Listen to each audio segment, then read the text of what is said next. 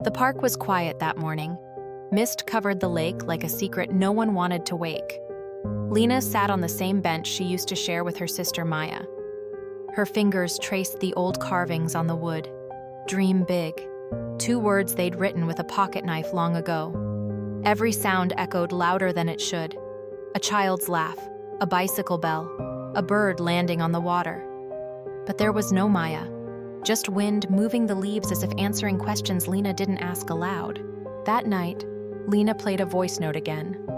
The last one Maya had sent before the accident. "Promise me, if I can't be there, you'll still watch the sunrise. It's free magic, Lena." Her hand trembled as she pressed replay, over and over, until the screen dimmed and her tears dried into silence. She opened a notebook, Maya's notebook, full of unfinished sketches, faces, clouds, bridges, and one sentence written 3 times. "The world doesn't end when people leave, it changes shape." Days turned into a quiet pattern: coffee, bus, work, bench, night. Until one early morning, Lena saw a young man painting by the lake. He looked up and smiled, gently, not curious, just kind. "Do you come here often?" he asked. Lena nodded. "Every morning." He pointed at his canvas. "I'm painting how the air feels before sunrise." She almost smiled.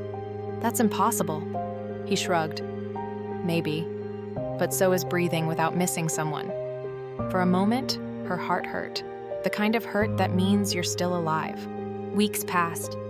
The painter's name was Eli. They met often, never by plan, always by fate. He brought colors. She brought quiet. They shared stories about people they had loved and lost. One evening, the city held a lantern festival.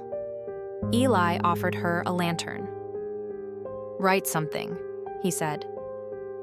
Lena hesitated, then wrote one sentence.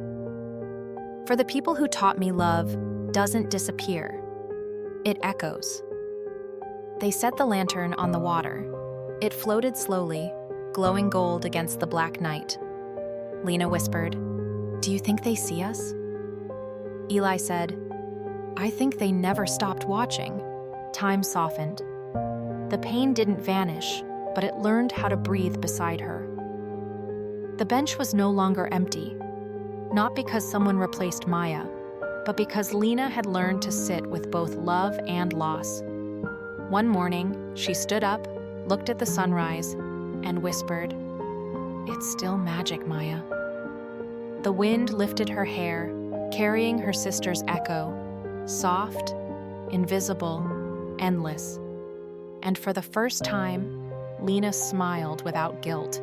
She walked forward, her steps light, steady, and free.